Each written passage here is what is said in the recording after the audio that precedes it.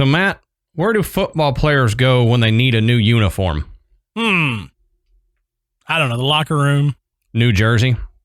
That's lame. Yeah, it is.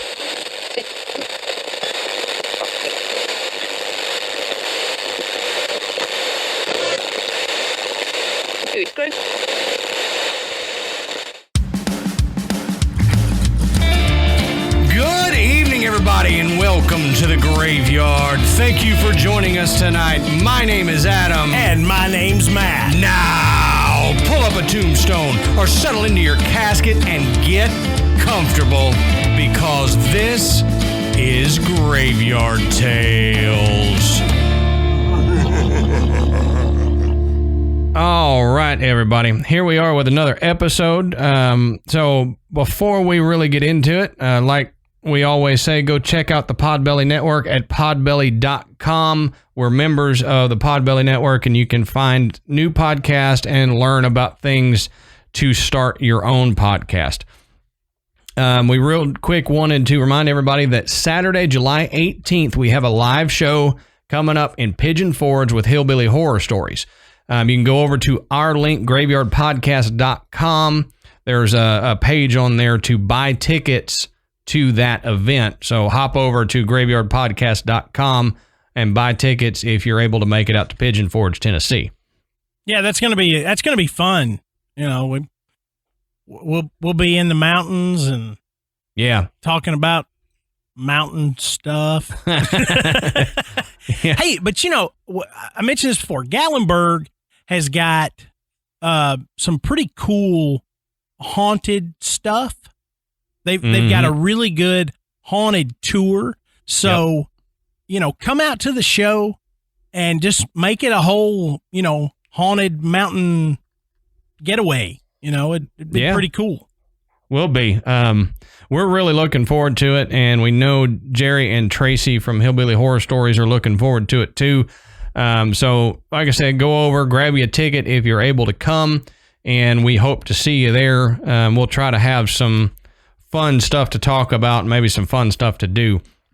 So, if you don't mind, go rate and review us on iTunes or wherever you listen to us. It will help bring more people into the graveyard. We shared a thing on Facebook and Twitter about the podcast Hot 50 chart thing. And we asked you guys to nominate us for that. That's another way, just if we can get our name out there on something like that, it will help bring more people into the graveyard and grow the graveyard a little more. So we want to make this a worldwide or even galaxy-wide show. We want listeners on Pluto, people. Come on. So, Matt, we're right on the heels of the really big football game, and I don't know if we're able to talk about the name of this football game or not.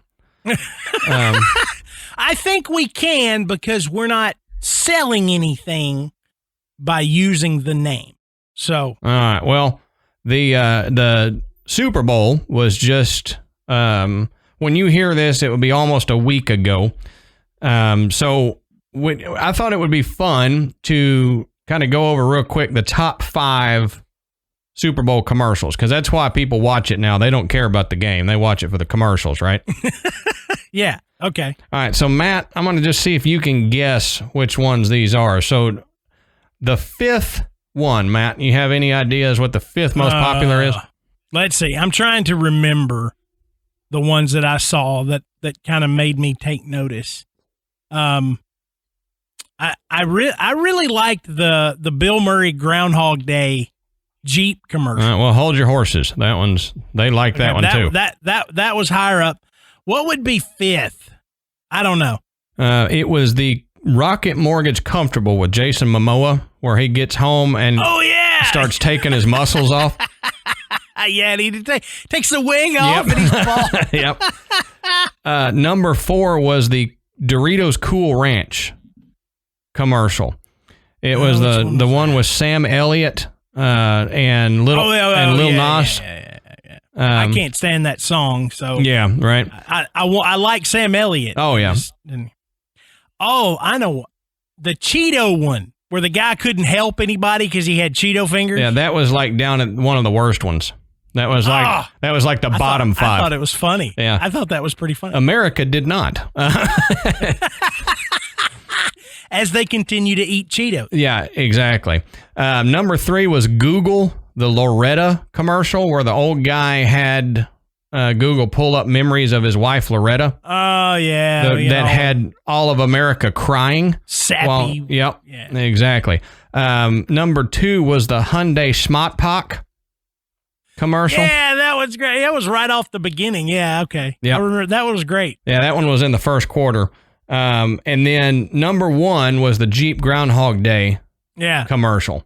Yeah, that one was my favorite, partially because Groundhog Day is one of my favorite movies, and I loved that Jeep.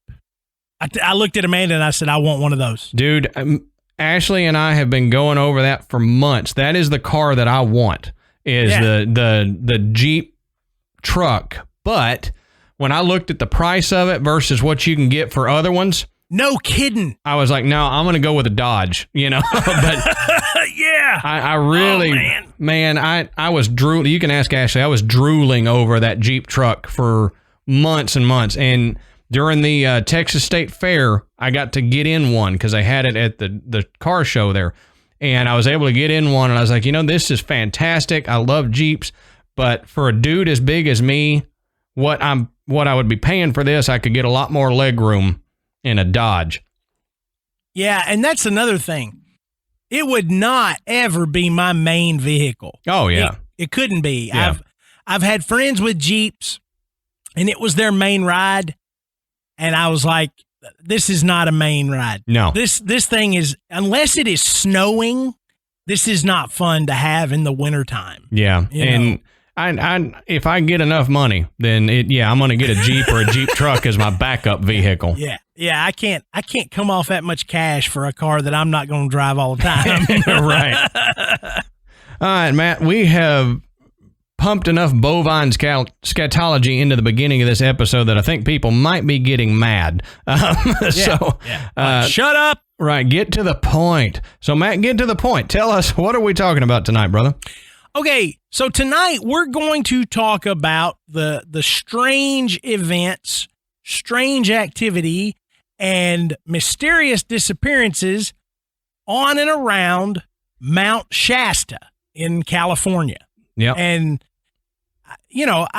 I'd looked at this stuff. We had talked about a case before that occurred in Mount Shasta. Mm-hmm. During our Missing 411 episodes. Yeah, but I had no idea about all of the legend and lore associated with that mountain, which, is an active volcano. Mm-hmm. I mean, I read somewhere where they expect it to erupt every 800 years or something, and I'm like, wow. Yeah. Yep. I don't know that I want to live down there because I don't know where we are in the count. Well, people don't. I'll get to that. There might be. It might be coming up, actually. I'll get to that depending on when the last one was. But yeah, I mean, you don't think about live volcanoes being on, the mainland United States. Well, people say Mount St. Helens is going to go again. Yep. So. I mean, that's the only one we think of because that was the one that erupted during our lifetime. Right. So we think of that one, but we don't think of many other ones, but there are a few, there's a few that could go. Yeah. You got Yellowstone, giant super volcano there. The whole thing could go. Look, I watched Dante's Peak. I know how stuff goes down. If Pierce Brosnan, if I see him snooping around, I'm gonna be like, I'm out. Yeah, right. No kidding. If I see anybody running like that from any star running for their lives, I may go too. Because I'm gonna go. Yeah. So, like Matt was saying, Mount Shasta is in California, and it sits on the southern end of the Cascade Range in Siskiyou County, California. And it sits about 14,179 feet high. That's 4,322 meters for the people that use meters. Not us. Not us. I'm learning. I am learning meters and the metric system. I know y'all say, what, you just now learning? Yeah. I went to school way down south, and Texas doesn't believe in meters. We got feet. Why do we need meters? We don't need to convolute it. But no, I'm learning the metric system because it's just easier, it seems. Mm-hmm. Anyway, don't let anybody hear me say that or I'll get kicked out of Texas again. Again. Yeah, let's not go into that either. So Mount Shasta is a large stratovolcano, like Matt was saying, and it's got 4 overlapping volcanic cones. Besides the main summit, Shasta has a 12,330 or 3,760 meter satellite volcanic cone that they call Shastina. So it's like Shasta and her daughter Shastina. Shasta has... Wasn't what I was thinking. Oh, yeah. Okay. Family show. Yeah, right. So Shasta has erupted periodically over the last 600,000 years, and they still consider it to be an active volcano. Well, it's the second highest peak in the Cascades and the 5th highest in the state. The oldest known human settlement in that area dates back to, they're saying about 7,000 years ago is when they can carbon date things. Wow.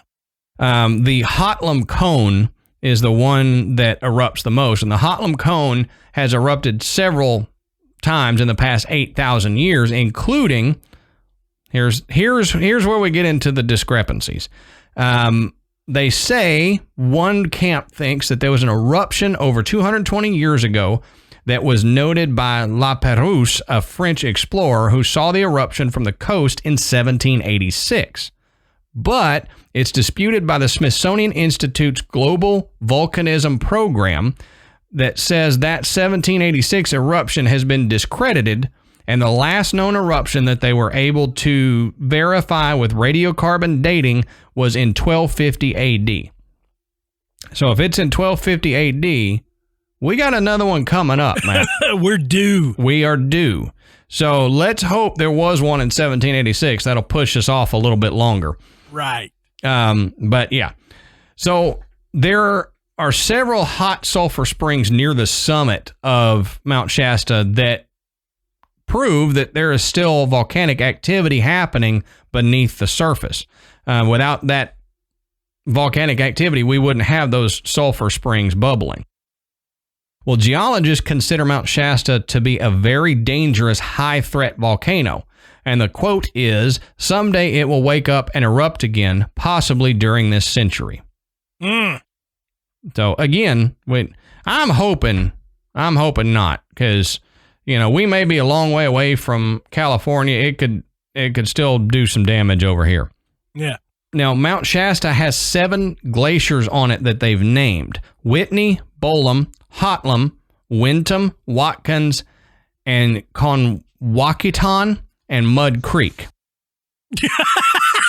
They just gave up at the end. Yeah. Mud Creek. Mud Creek. Well, wait, shouldn't we kind of stick with this theme we're got in the Mud Creek? Yeah, call it Mud Creek. I like it. It's easier to say there. Now, Whitney Glacier is the longest, while Hotlam Glacier is the largest glacier in California. Now, Mount Shasta, you may not think you know Mount Shasta, but if you have seen pictures, you'll go, oh, yeah, that's it, because it's very famous for the lenticular clouds that form over the summit. Because of how high it sits, you get these lens-shaped clouds that form around the peak. So you may have seen a picture of Mount Shasta and not even been looking for it. You just pretty mountains, you know, and you see Mount Shasta. There's probably like 25,000 people that have it as their computer wallpaper. Yeah, exactly. So look at your wallpaper. If it's a big pointy mountain with lenticular clouds around it, that's Mount Shasta. Now, one thing we need to talk about, because we're talking about disappearances that happen around Mount Shasta, is climbing Mount Shasta. And climbing Shasta sounds naughty, so I'm just going to move on with saying that, and y'all can snicker to yourself every time I say climbing Shasta. What I'm doing. Yep. Go right ahead. So Mount Shasta is supposedly not a difficult mountain to climb. It would be for me because any mountain would be difficult for me to climb. Man, there's a hill down the street from my house that I don't climb. Right. You get winded going up halfway. I'm not climbing Mount Shasta. They say, though, that there are severe weather conditions that can occur year-round that will make it a little more difficult to climb. The usual climbing season is from early May through October. Climbers should be prepared for extreme weather conditions even in the summer. They say carry a rope, crampons, an ice axe, and be skilled in glacier travel, snow climbing, and they say know how to self-arrest after falling on a snow slope. So there are some dangerous spots in this climb. So keep that in mind when we talk about some of these disappearances and all that. They say, though, that a wilderness permit and a summit permit are required to climb Mount Shasta.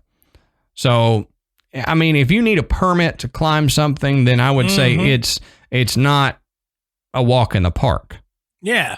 Yeah. You're not like just hiking up a trail. Hey, we're at the top of this mountain. It's a mountain. Right. So, I mean, I've never climbed anything that I needed a permit to climb, and I don't think I'm going to start anytime soon. Me either. So, Mount Shasta is usually climbed by this 7-mile-long John Muir route. It's 14 miles round trip, 7 up, 7 down. And it's also called the Avalanche Gulch Route. So, again, not going to climb anything that has the word avalanche in it. Right. Yeah, me either. I'm out. Yep. But you end up gaining 7,362 feet in elevation when you do this. So it's 7,362 up and then back down. They say the absolute best time to climb is April through July when snow is on much of the upper route. Because if the snow is melted, you've got to go through what is called scree slogging. And scree slogging is basically just climbing over a bunch of loose rocks and boulders that have covered the side of a mountain. So, again, not fun to have to do that. No. Well, you're convincing me more every minute that I'm not ever going to do this. Right, exactly. And that's what I'm here to do. Not that I was really thinking I was gonna. Right. Well, I'm trying to paint this picture of it's not like a comfortable day in the park to go do this. And if you're around this area, you got to kind of think of some of this might translate into why people have disappeared. Mm-hmm. Well, the origin of the name Shasta is really unknown. Some people think it derives from a Russian word that means white. The local Karuk Indians called it, it's Uittaahkoo. So, Uitaku. But it translates to White Mountain. Don't smirk at me, Matt. You couldn't say it either. I wouldn't have tried. Well, Mount Shasta straddles the territories of the Shasta, Wintu, Achuwami, the Otsugaway, and the Modoc tribes. And, anything that has been...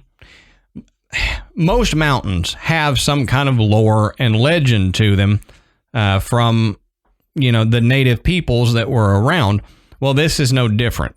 So let's get into some of the legends and the lore.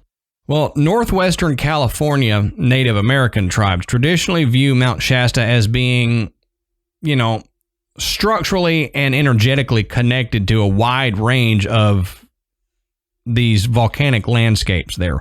That it's not just a standalone, it is a part of a system, basically. Mm-hmm. Well, it was considered a primordial spiritual connection that links all of these energetically powerful sites together. And that includes Mount Shasta, Lawson Peak, Lava Beds, Medicine Lake Highlands, Crater Lake, as well as a lot of other landmarks that you can see through there.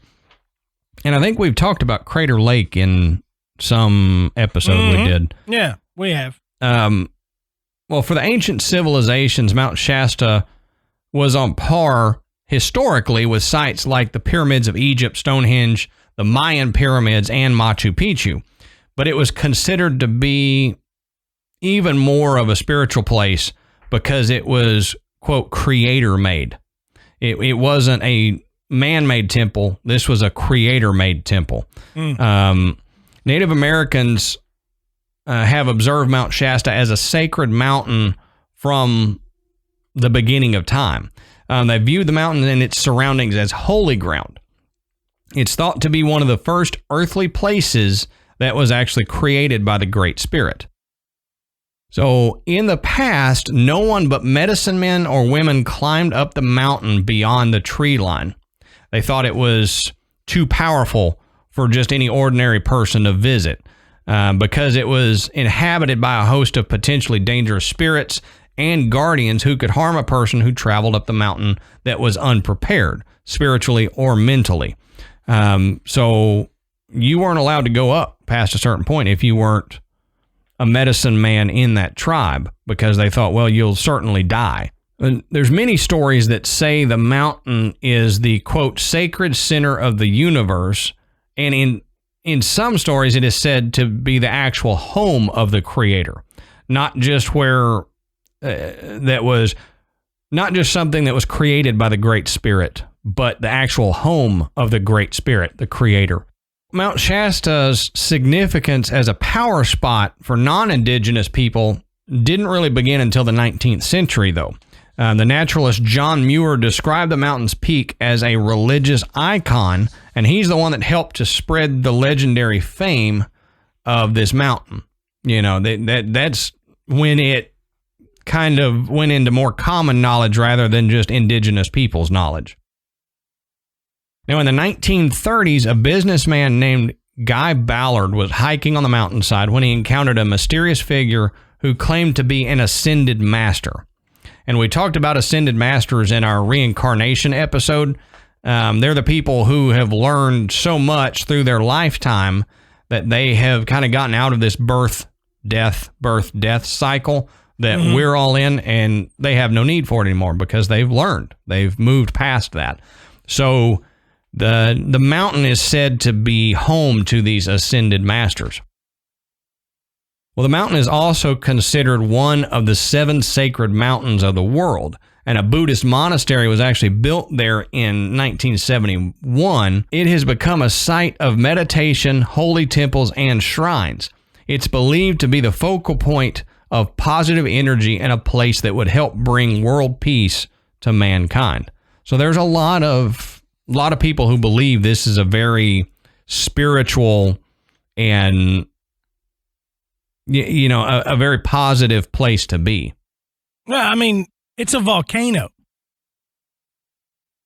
You know, and for ancient people, you know, volcanoes were much more of a mystery, but there was that wonder and power, the danger and the fear. I mean, everybody's heard stories about people getting pitched into a volcano once every so often to appease the god that lived in the mountain. Right. You know, that kind of stuff. So yeah, there's always a lot of mystery and allure really to the volcano. Right. And, you know, Shasta's no different, especially with the Native American population that was there. Right. And we know nowadays that volcanoes, when they erupt and just during any seismic activity, they can create a magnetic field or a disturbance in the magnetic field around them. So if you are, you know, some people are sensitive to changes in the magnetic field, then they might feel that because it's an active volcano, and they may feel like, oh, well, this is a place where, you know, it resonates with me spiritually. Yeah. I imagine dogs act pretty weird. Animals in general probably act strange at times around volcanoes. Sure. I don't know that for sure. Well, it would make sense. I mean, dogs sense the weather, and other animals do as well. So. We do know that some wild animals will flee before a volcano starts, so they can either hear it going off or they feel those magnetic changes. Well, speaking of magnetic changes, let's get into a little bit of woo-woo that happens with this. Woo-woo! Yeah, buddy, woo-woo.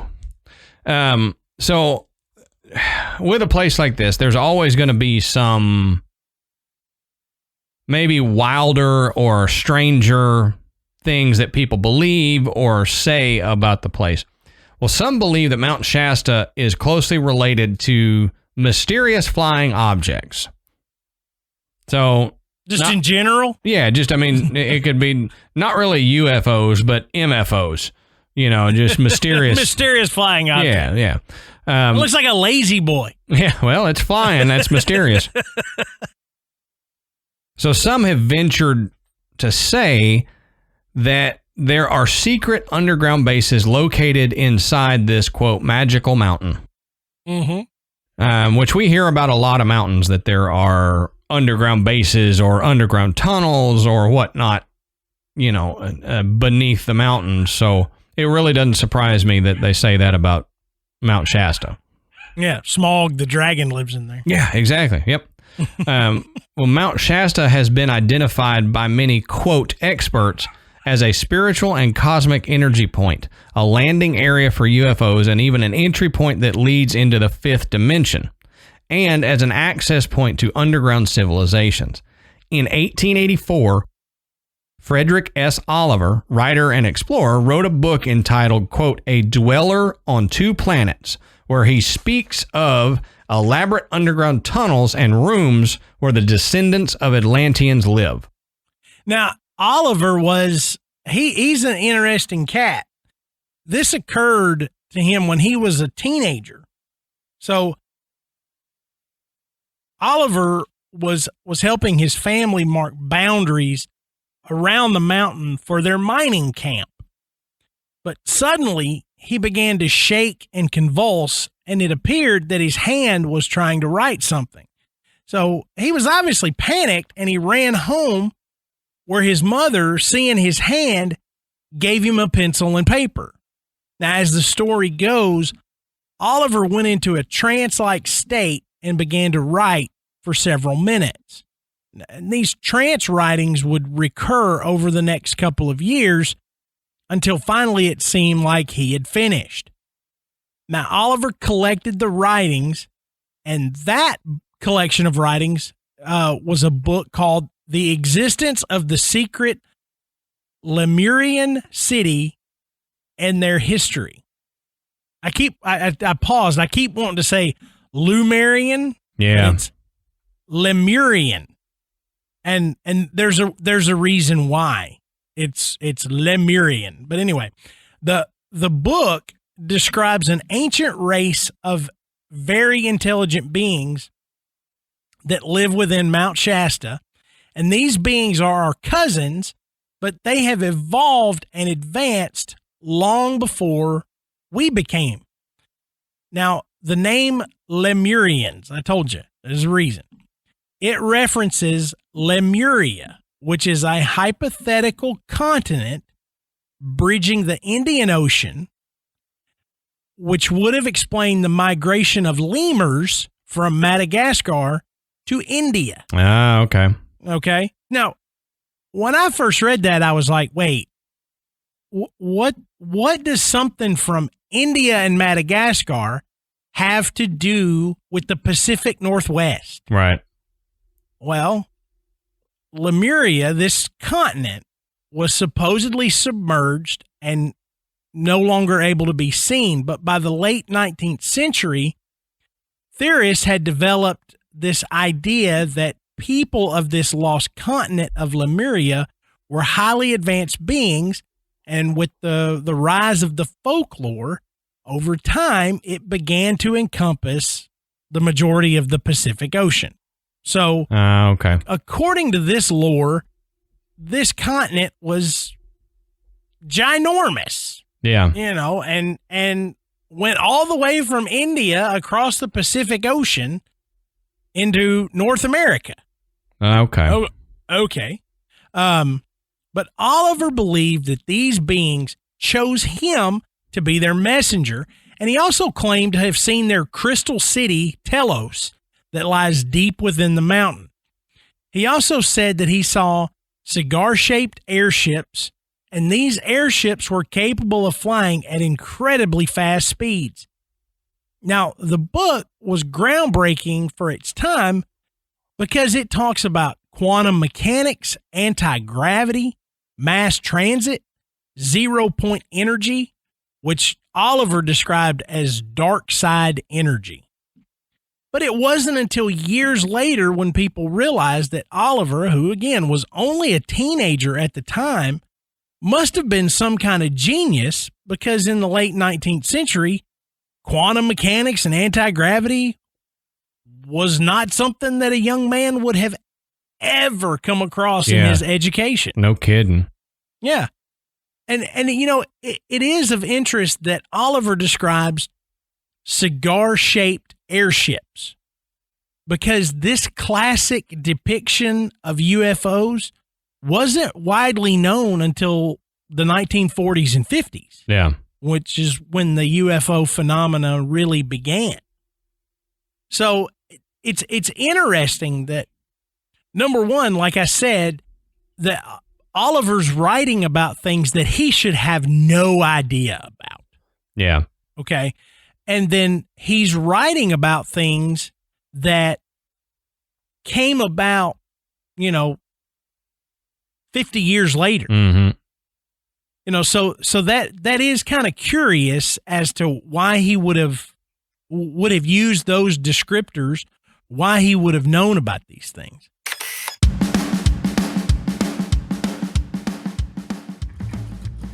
All right, Matt. So let's take a minute to talk about our sponsor this week, Care Of. Now, Care Of is a wellness brand that makes it easy to maintain your health goals with a customized vitamin plan that helps you feel your best today and supports you long term. Now, you got to make 2020 the year to prioritize you and commit to staying on top of your health. And instead of a laundry list of resolutions that you don't really end up sticking with, and we all do that, we make this laundry list of things that we're going to do and then we don't stick with it. Care Of can actually make taking your vitamins and supporting your health goals really attainable and really easy. And Care Of makes your health easy by taking a short online quiz and answering some questions about your diet, your health goals, and lifestyle. Care Of will recommend a list of vitamins and supplements specifically for your health needs and goals. Now, vitamins can be confusing, and I think we all can appreciate standing in front of the rows and rows of vitamins in the pharmacy and going, "Oh yeah, what do I take? I don't even know where to begin." Care Of makes it so much simpler by taking the online quiz and answering questions like, how much sleep do you get? How often do you work out? Do you follow any specialty diets? Are you concerned about your hair, skin, nails, or teeth? And their expert recommendations will fit your needs, and you can change or adjust them at any time. So what you receive is completely up to you.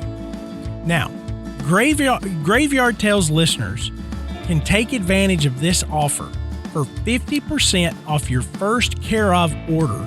Go to takecareof.com and enter the code GRAVE50. That's GRAVE 50. Again, like Matt was saying, it's a great offer that they've got going on right now. You can get 50% off of your first Care Of order, and it's real easy. All you got to do, go to takecareof.com and enter our code GRAVE50, GRAVE 50.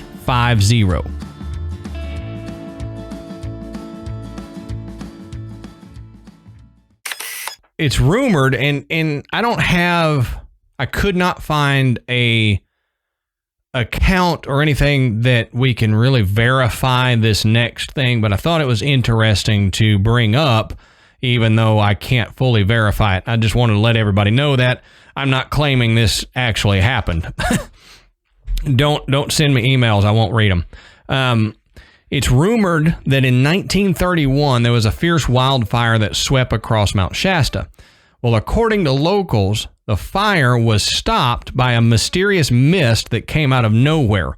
The unusual fog created these, what they call linear demarcations of the fire, where you could see perfect lines around where the fire had curved in directions, going away from the central area of that mountain. So again, I can't verify that, but I thought it was kind of interesting. It is cool. I found the same story. So. I wish I could verify that, because it would be great to have a verified, pictures or something to say, yep, that actually happened.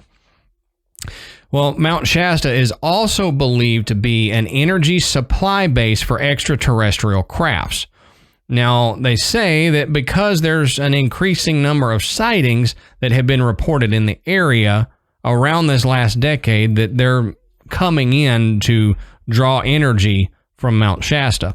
Well, the Hopi Indians actually have legends about a vast network of caves and a great city under Mount Shasta where the reptilian race lives. Now, many people believe that around Mount Shasta, the people that live around Mount Shasta, they have told stories about very tall humanoids appearing occasionally in some of the smaller towns around the base of Mount Shasta. And that's something that Matt and I really want to do is a Reptilians episode. So maybe it's like where Slenderman is from. Yeah, maybe. Slenderman. Yeah, Slenderman.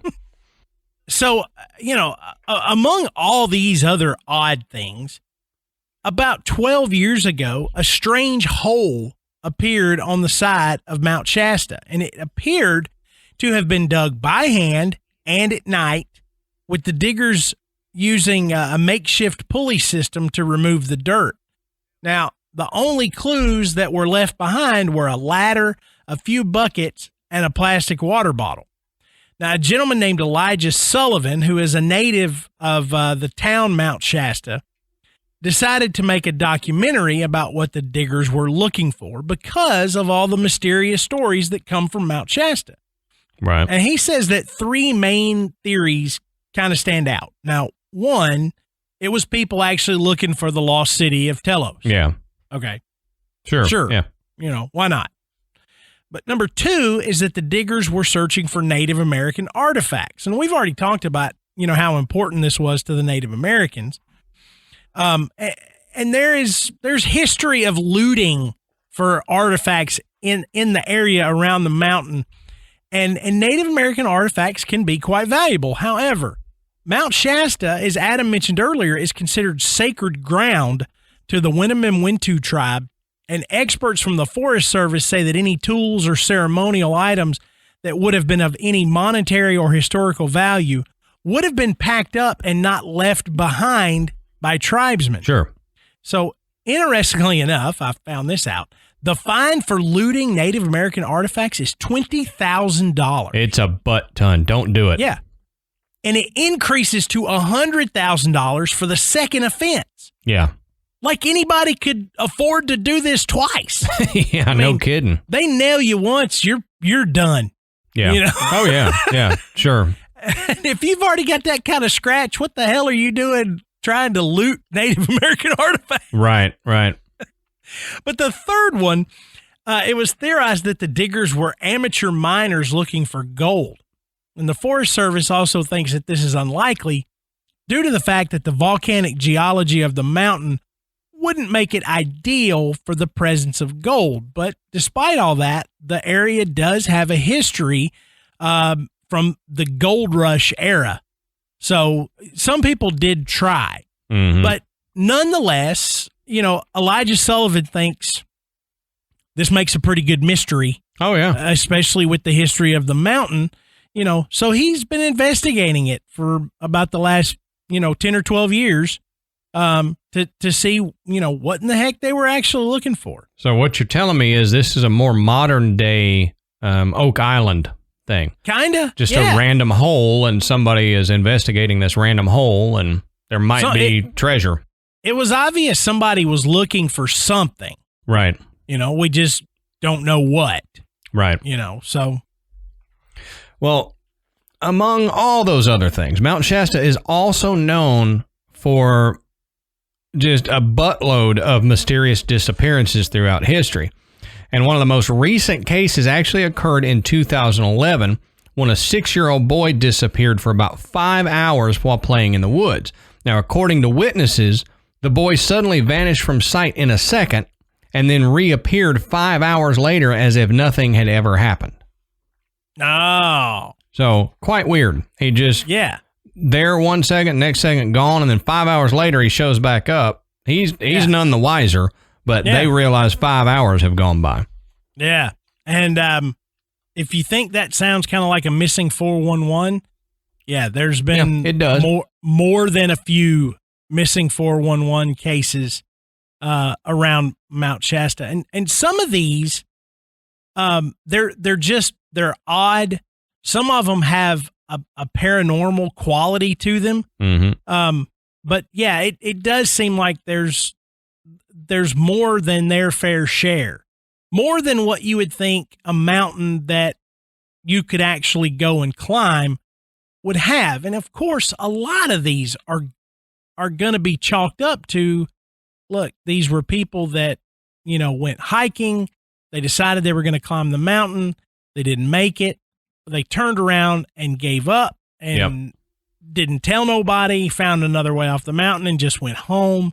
Because like Adam said, you do have to register and get a permit in order to do this. Right. And that's why we talked about the weird weather phenomenon stuff is, because that's what a lot of people will say happened.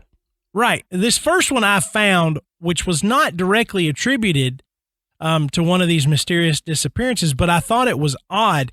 On December 12th, 2018, Dennis Jewett, age 68, was reported missing by a neighbor. Now, Jewett lived in McLeod, which is a town about 12 miles east of Mount Shasta. And Jewett was last reported to have been seen on the 3rd of December, and search and rescue teams were dispatched. And after about 3 days, Jewett's body was found by search dogs. Now, the area where his body was found was described as being rugged and remote, and the weather conditions had not been favorable for hiking in this area. Now, during the missing persons investigation, Jewett's vehicles were located at his residence, and it appeared he likely just ventured away from his home on foot. Now, investigators found his home unsecured, and his dog was roaming in and out of the house. There were no obvious signs of a break-in, theft, or criminal assault at the residence, which led the investigators to search the woods nearby. Now, what would have caused Dennis Jewett to just take off like that? Autopsy revealed that he had died of natural causes. Taking the weather into consideration and the fact that it appeared he just walked away from his house, it seems unlikely that he had just planned to take a hike. Right. Go take a hike. Take a hike. Man, so when I found that story, I thought, well, that's really weird. Yeah. And it's not been solved beyond that.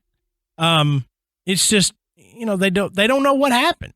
He wandered off, and they found him in this area that he probably had no business being in. Yep. But they don't suspect any kind of foul play. And that's going to be a common thread throughout this episode. Yeah, absolutely. Now, 2 stories from 2011. Now, in 2011, a man went missing on the Pacific Crest Trail for several weeks. And after his disappearance, a huge party was dispatched, but they couldn't find any trace of him. So about 2 weeks later, this man returned and had this wild, outlandish story.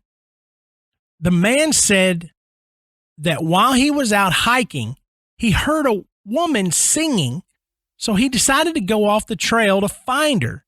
While he was looking for her, he said he must have blacked out, and he woke up a couple of hours later, completely naked and in an underground cave. That's not normal. No. Well, I don't know. No, it's not normal. Depends on what he was drinking beforehand. Yeah. If it was beer, not normal. Not normal. Jägermeister normal. happens every Thursday. So he says then he was approached by a very tall, beautiful woman with amazingly bright blue eyes. And he told police that this woman gave him secret information And when he was asked what this information was, he wouldn't tell.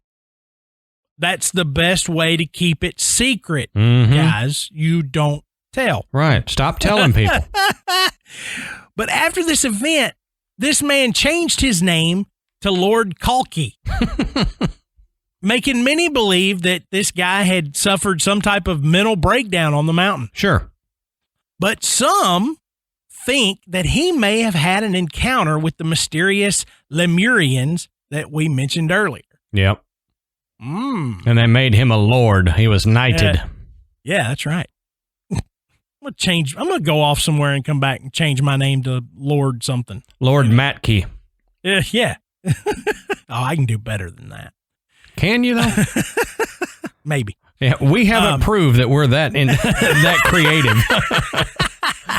Yeah, coming up with a name for myself after I've been gone for a couple of weeks. Yeah. I don't know. But another man in 2011 from Los Angeles was with a spiritual group of friends, and they decided that they would meditate high up on the mountain. Now, they started their trip on November 11th, and this guy, after taking his shoes off, hiked up on top of the mountain. He just wandered off. No thanks. It makes me think, my parents, to this day, they say the same thing. If you're going on a trip, they laugh because when we were kids, they always said, stay with your group. Mm-hmm. Now stay with your group. Yep. That's good advice. Yeah, it really is. We even talked about that in our Missing 411 episode. Don't go out by yourself. And don't be last in line either. Exactly. That's why I'm always trudging through right at the very front, or I'm in the middle of the pack. I'm not hanging behind. I don't be last. No. But he wanted to place a rock on the mountain summit. Now, after a while, a storm settled on the area, and despite efforts made, his body wasn't found until the very next day. Now, here's the weird part.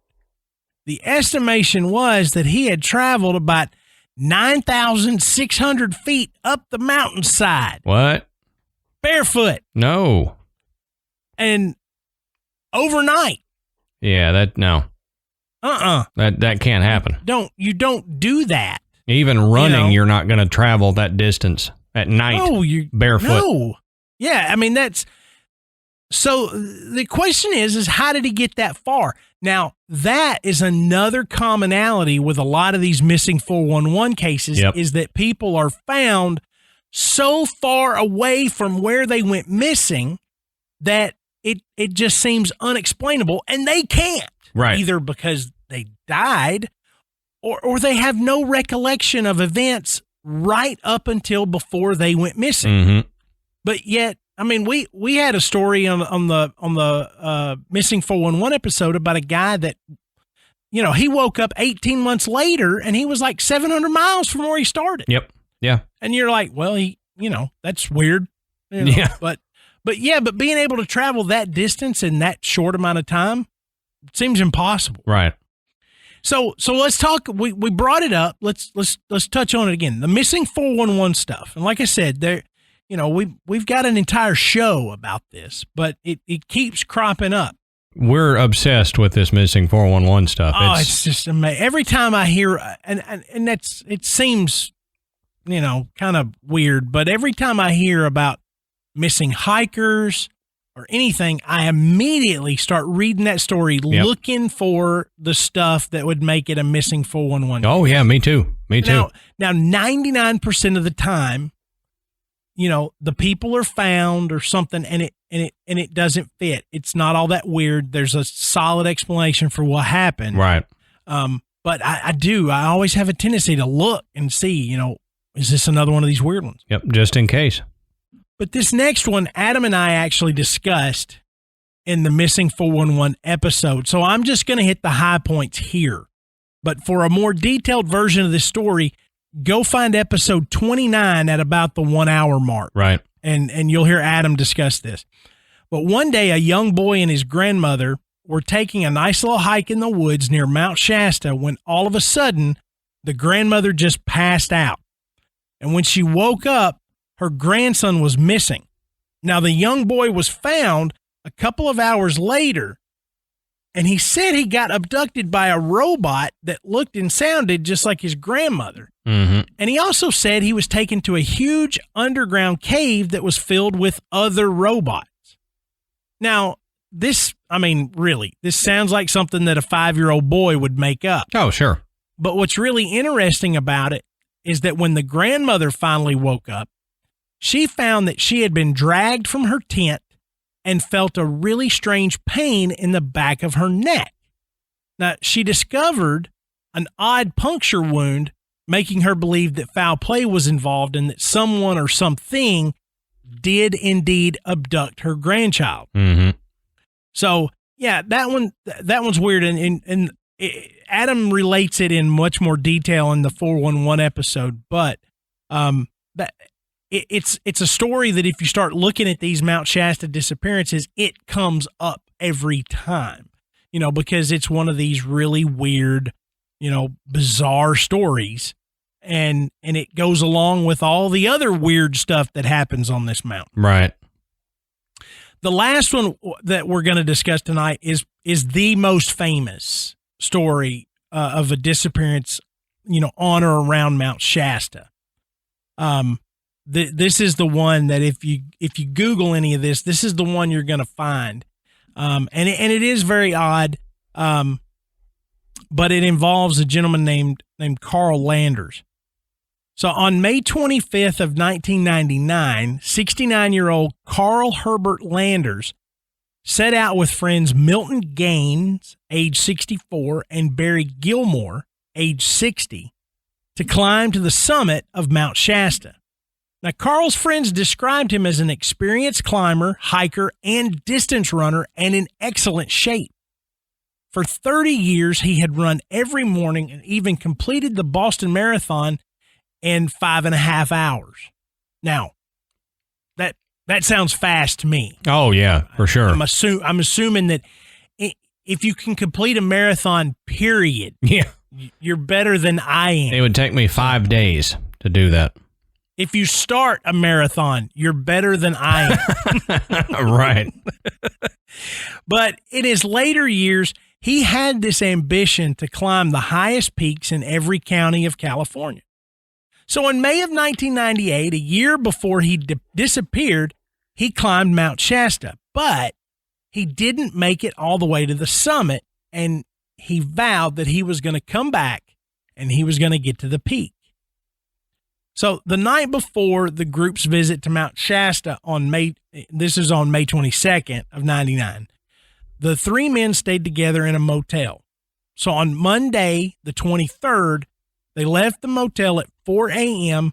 and they had all the equipment. They had ice axes, crampons, climbing clothing, all the gear they would need. And they left for the trailhead at Bunny Flat, which is one of the locations that you can start from. And this area was Bunny covered Flat in seems a lot more my speed rather than that Avalanche Gulch thing. That Bunny Flat is where Adam learned to snow ski. Exactly. Yeah. It's the Bunny Flat. It's not even the Bunny Slopes that like the 5-year-olds are doing. No. It's the Bunny Flat where you pretty much just have somebody push you. As long as I can stand up, I'm not going to move, But that's where this group started out. And as I was saying, it's covered in snowdrifts even though it's May. Right, right. Again, a place I'm not really looking to live. No. If I hear that you have snow and it's May, I don't want to be there. I don't like being that cold. So from there, they hiked 4 miles to a place called Horse Camp. The next night, they camped at a location on the mountain called 5050 Plateau. Now, that's just below Lake Helen, which is a popular camping spot covered in boulders, and a lot of the climbers will use this as kind of a way station, and they'll wait for the right light and weather conditions before the final push to the summit. Now, Carl was taking a medication called Diamox to combat the effects of altitude sickness, but he was also suffering from diarrhea and had to leave the tent several times during the night to relieve himself in the middle of, strong winds. That's a terrible trip. I'm telling you, if you got diarrhea and strong winds, isn't that an old saying? Don't poop into the wind or something like that. I think it's you don't spit in the wind. Well, it rhymes with spit. You don't do the other either. Yeah. Man, I got to tell you, there's not a convenient time. Maybe there is. There's a convenient time to have diarrhea. Maybe when you're like, behind on your reading. Yeah, when you're trying to get out of something, maybe. But when you're like, my feet haven't been numb in a while. Yeah. Right now, I could really go for not feeling the lower half of my body. That would be fantastic. Yeah. It'd be a great time to have some diarrhea. Climbing a mountain, not the time. Not the time. Okay. So in the morning, he still complained of not feeling the greatest. But he left the 50-50 location without his friends to get a head start up to Lake Helen. Bad idea. That's dumb, man. That's dumb. Don't. Now, hypothermia and dehydration is not a good combination on a mountain climb and can often lead to trouble. I'm not even sure why I read that sentence. I might as well have said, grass is green and the sky is blue. I mean, it's just like it just, that is a fact. That's a duh moment if I ever heard one. Now, the lake is a short distance. It's only around 650 feet around the side of the mountain from the campsite, and it's just at a slightly higher elevation. So it really wasn't like he was going that far. Now, his group said that he was wearing 2 to 3 layers of clothing, including a rust-colored coat, ski pants, and boots with crampons. Now, Milton and Barry saw Carl disappear around the curve in the mountain, and that was the last time he was ever seen. Now, his friends packed up and subsequently left the camp around 30 minutes after Carl had started out. They left their kit at the camp as they intended to check out Lake Helen's weather and snow conditions and then go grab their stuff from 50-50 later. But after a short time, Barry returned to the tent, which was still at 50-50, because he wasn't feeling the greatest either. He needed some Imodium too. Any experienced hiker knows that it's not a good idea for a group to split up, and at this point, all 3 of the climbers had become separated. So it's gone from bad to worse. Now, old Milt, he got to Lake Helen on his own, and he asked one of the rangers if he had seen anyone passing through on the way to the mountain. And he told him that he had seen only one person, so Milt tried to catch up, but subsequently discovered that he was way too fast to be Carl and wearing the wrong clothes, and he turned back and asked the ranger again, but the ranger said, no, nobody else has come through here. So Milt went back to 50-50 to try to catch up with Barry, who was probably, behind the bush. Yep, right. And he kind of thought, well, Carl will be back there too. And this was around 5 o'clock in the afternoon. But Carl wasn't back at the tent. He had pretty much vanished, and his kit was still left at the campsite. So Milt decided to hack back down to Bunny Flats to meet Adam, who was still standing out there with his skis on flat ground. But at around 8 p.m., he notified the Siskiyou County Sheriff that Carl had disappeared. Now, Milt left Carl's gear behind just in case he turned up at the 50-50 camp. Sure. He didn't want to leave him with nothing, so he left his stuff up there. Now, the Siskiyou County Sheriff's Department started searching the area the next morning, which was May 26th, after Carl was reported missing. Now, they used a grid pattern, and, you know what that is. I mean, so sure, they spread out so that they're searching, a certain area so they can say, okay, we've searched this area. We're moving to the next block. Mm-hmm.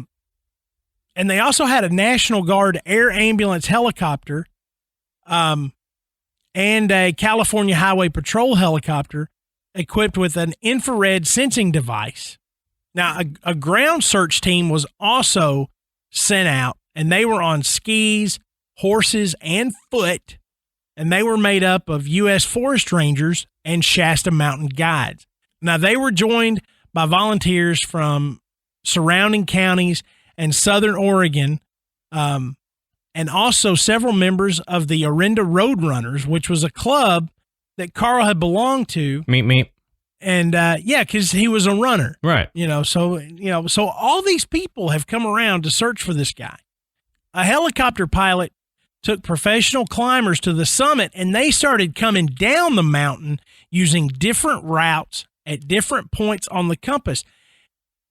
Now, you got people going up, around, and now starting at the top, coming down. Yeah. If he's up there, they're going to find him. That's an extensive search.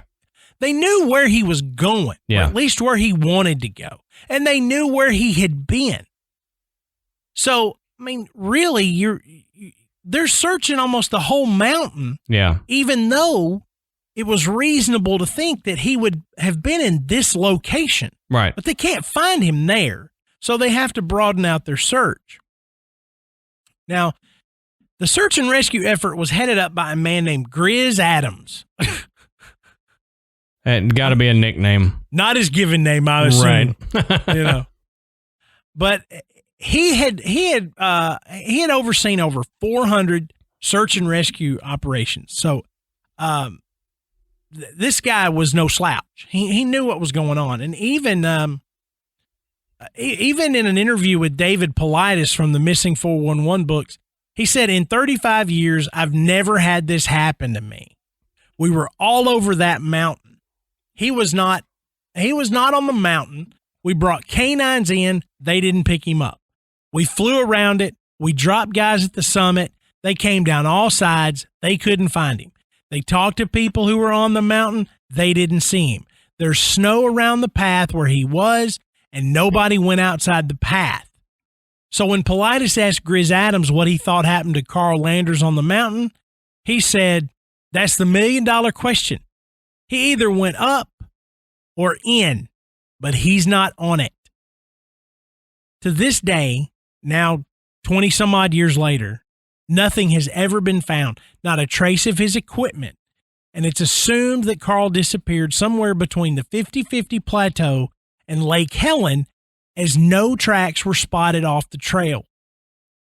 It's a distance of only 650 feet, an area which is relatively flat with no dense brush or tree cover. The topography of the area around Mount Helen makes it very difficult for someone to disappear, and there's no obvious crevices, nor is there any dense vegetation or trees which would obstruct the view of a body. The lake was also thoroughly searched, as was the forest, on a grid basis, at the base of the mountain. Even cadaver-sniffing dogs were dispatched and found nothing. So what's more, this is not some desolate spot. There were at least 50 to 100 people around Lake Helen at the time that he disappeared, and they never saw him. The only evidence that he was there at all was his abandoned backpack at the 50-50 Plateau.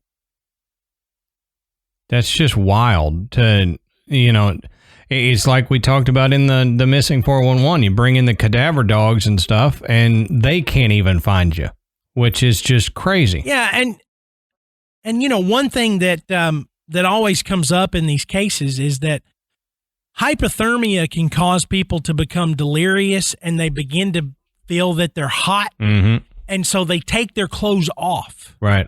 That explains why a lot of these people that die from exposure are found either naked or in their underwear. Yeah.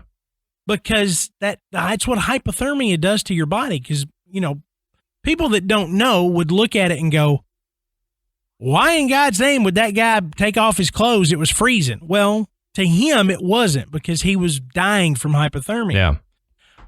The other idea is that, maybe he was attacked by an animal. And there are black bear and coyote around the area, but they stay more down around the base. They're not way up on the mountain. Right. So and they're not going to hide his clothes. Right. Or eat them. Right. And there would have been evidence of that, of an animal attack. But where he was at the time of his disappearance, there's not predatory wildlife up there. So what happened to him? One idea is that, Carl led a double life, that maybe he needed to disappear and start over. But that really doesn't seem likely. Even his wife in an interview said that when he left, she thought there's something that's not good about this trip. Mm-hmm. She thought that, and it wasn't that, he was fixing to disappear, but some people speculated that maybe his friends were lying, that Carl was never really there, and the whole trip was a ruse to explain his disappearance, and he was taken off somewhere else. But it's also unlikely because the permit was required, and you have to sign for it. So we have evidence that Carl was indeed there at the base and started out on the trip. Yeah. So he was actually there, and they have proof. Right. And so the other idea is that, well, maybe Carl's friends, did a number on him, but again, if there was no evidence that they had any type of ill will towards Carl, and there would have been evidence of something. Sure. Sure. Yeah. If I'm going to take a guy up on a mountain and I'm going to, knock him off, it's going to be a challenge for me to be able to get his body off of that mountain. And as I said before, according to the ranger services, this area doesn't have really anywhere where you could dump a body, no open crevices, no heavy brush or anything where you could hide something like that. But not even finding his clothes or anything like that. I mean, it's almost like he either got sucked off the mountain or he found some way in or was taken inside. Which fits with what people say, that it's either a hub for alien activity or that there is an underground base of some kind or underground city. Yeah. And so you can see why this is the most famous disappearance story. It's only, a little over 20 years old. Mm-hmm. And like I said, there is no evidence, nothing has shown up, that would explain what happened to Carl. So it's an unbelievable situation to have somebody just completely vanish. And then when you add in all of the mysterious circumstances that surround Mount Shasta, it really makes you begin to wonder, what the heck is going on over there? Yeah, is there actually something happening that is beyond our understanding? Because you have disappearances a lot. Like you were saying before, you see these hikers that disappear and all that stuff, but there's usually always some kind of factor that lets you know it was natural causes or something like that. They don't have these mysterious details that missing 411 cases do. And it seems like all of the disappearances on Mount Shasta have those missing 411 elements to it. Yeah, they sure do. And one thing I was really surprised is that in all of my research looking at this case in particular, that Bigfoot did not come up. Yeah. And there are some Bigfoot sightings in that area. And Bigfoot sightings are common in areas where missing 411 cases are. Mm-hmm. But, they don't really seem to connect to any of these disappearances, and certainly not the disappearance of Carl Landers. But it's a tragic story, but it's a mystery. And, it's just one of those things where you look back and you go, something weird happened to this guy. Yeah, something real weird. I mean, whatever it is, it's obviously something that was not what we would expect. They exhausted all of those possibilities. Yeah, absolutely. So if we can't figure it out this way, it's got to be something totally off the map. Mm-hmm. And I mean, that's kind of what I think. I'm not going to say that I think it was aliens or anything like that. I don't know that. But I definitely think it's something that may be beyond our understanding. Yeah. And it could be, I think I brought this up in the Missing 411. There's possibly, I hate to say this word because people will automatically go, oh, you're crazy, but something like a dimensional portal or something in that area that could pull you to another dimension you're walking down the trail and something opens up in front of you. You walk into it not realizing anything is different and it closes. Well, that's how you just disappear without footprints anywhere or anything like that. And we talked about that in Missing 411. That's possible there too, if you believe any of that stuff. But I also wonder if any of our listeners, because we got a lot of listeners in California, right? Have any of y'all been to Mount Shasta and experienced anything odd, or anybody that lives around there? Have you heard of these disappearances that we've talked about, or ones that we didn't talk about?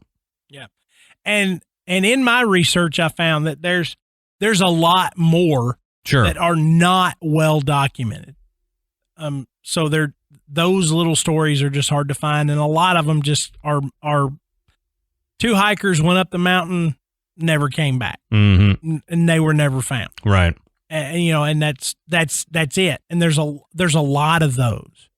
Of course, the rangers will always say, well, there was obviously foul play, or something was up, something was amiss. Right.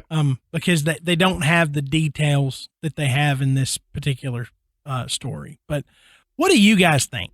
I mean, we've given you a lot of information about the mountain itself and about the legends and the folklore and all the weird stuff that's happened. There's even a case where Air Force pilots saw two stationary blue lights over the mountain. They weren't moving. They weren't aircraft, and there were no light towers or anything like that for them to be seen.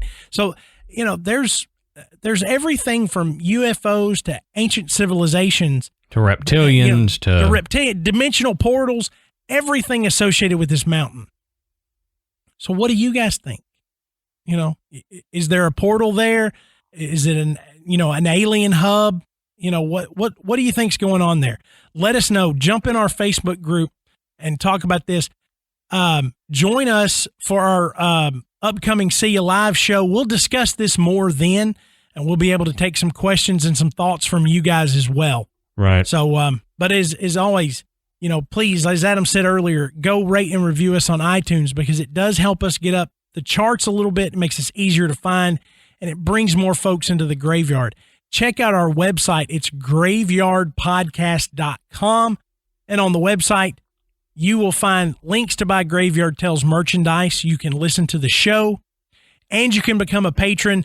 Again, we thank everyone who has donated their hard-earned money to help Adam and I continue to make this show better for you guys. So, until next time, we'll save you a seat in the graveyard.